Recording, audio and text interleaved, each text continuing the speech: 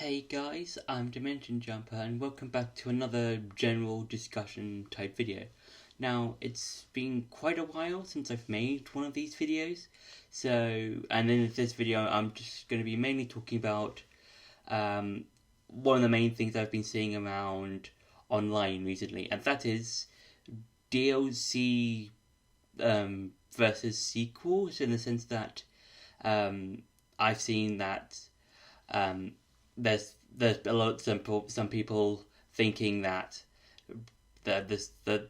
upcoming Tears of the Kingdom, today this video will be released in 2 weeks, when this video is going to be released, or this video game is going to be released. And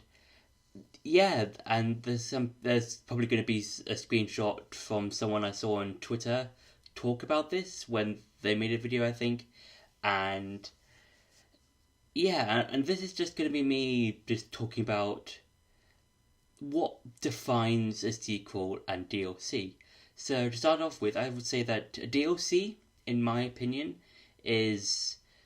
extra content, which can be bundled down to these small pieces of content, whether it's new weapons, new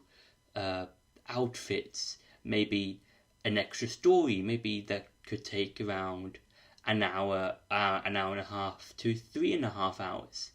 And with sequels, it will probably tell a much larger story that might take 10 hours, 12 hours, and in a game like Breath of the Wild's case, 100 hours. And yeah, I would say that both are very different, but there are lines in which both things can be blurred, where you will see like DLC for a game like, let's say, The Shadows of Rose for Resident Evil Village, where that has its own story, but it's a continuation from Village, in which Rose had to try and take away her powers. And then because of those events, it ends the story of Village, and then overall, I would say, kind of finishes the Resident Evil Biohazard as well, in a sort of sense, because Resident Evil Village is a continuation from the previous Resident Evil game, and Shadows of Rose is a continuation of Village, which concludes those two stories. And with Tears of the Kingdom, it's set up to be this massive open world sequel to Breath of the Wild, and you can kind of see where some people might be coming from, like, oh, it's just a game that feels like DLC because it uses some aspects or a lot of aspects from Breath of the Wild, whether that being the overworld, a lot of the locations, a lot of the characters, maybe the combat, something like that. But yeah, you can kind of see that, but then you got to think about a lot of other games that have got sequels and think, is that DLC? Because of the way those games are portrayed. For instance, Mario Galaxy 2. That is a sequel to the original Galaxy, and yeah, and a lot of you can kind of see, because that game is fun. I think it's an enjoyable addition to the Mario series, but out of the two Galaxy games, I do prefer Galaxy 1. And Galaxy 2 does feel like a tack on to that game, but I do enjoy it. And then you've got another Zelda game, that being Majora's Mask, which is a sequel to Ocarina of Time. Now, yes, in Majora's Mask, you don't see... You're not in Hyrule anymore, you're in Termina, but because of the amount of time that Majora's Mask had, because I think, from what I've heard, it had like a year or so, or about a year to be developed and be released. So Nintendo would have had to use the same engine that they used for Majora's Mask, and then put it in, and then to put from Ocarina of Time, and then put it into Majora's Mask. So that's why you see a lot of the same characters from Majora's Mask that were in Ocarina of Time. And with Tears of the Kingdom, yeah, it's using the same engine as Breath of the Wild, but then you've got all the new added stuff. Are you going to ignore the new stuff? Because a lot of the new stuff looks really interesting, because you've got stuff like the Sky Islands, the underground caverns, new enemies, new bosses, new outfits, a lot of stuff. But I feel like everything that we've seen so far in Tears of the Kingdom, whether it's the trailers, some of the leaks, some of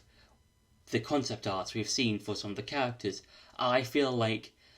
everything that we've seen so far, and then you add that onto the rest of the game in Tears of the Kingdom, I feel like that wouldn't have been so easily added on to Breath of the Wild as DLC, because I feel like Nintendo, if they were going in that direction, of, oh, let's add one more bit of DLC for Breath of the Wild, I feel like they would have cut a lot of corners and cut out a lot of content that they would have wanted to add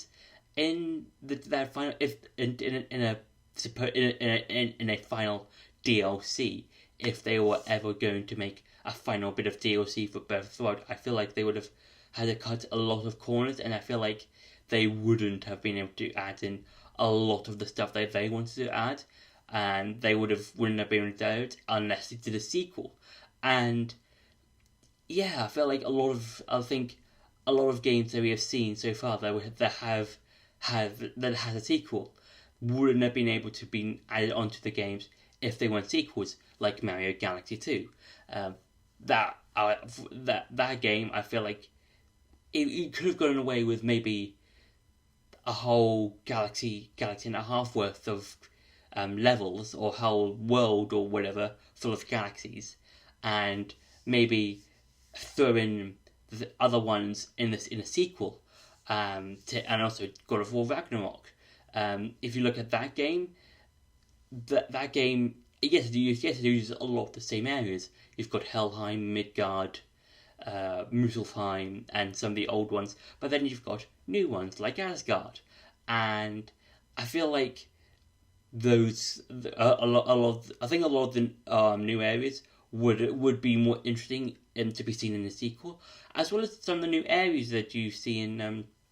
God of War Ragnarok, because I feel like you wouldn't have been able to go on to those new areas if God of War Ragnarok was in a sequel. And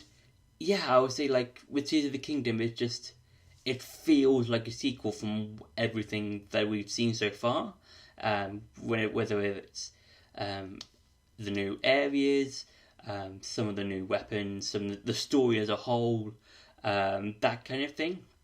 So that's what I kind of wanted to talk about in this video. Just talking about what feels more like a sequel, and how games feel like either a DLC or sequel when it comes to their content, and how things can be expanded upon depending on the games that are being played. So yeah, I hope you enjoyed this video. That's been my sort of this small discussion kind of on what makes a sequel and a DLC for video games. So I hope you enjoyed this video. Don't forget to like, share and subscribe, and I'll see you in the next video.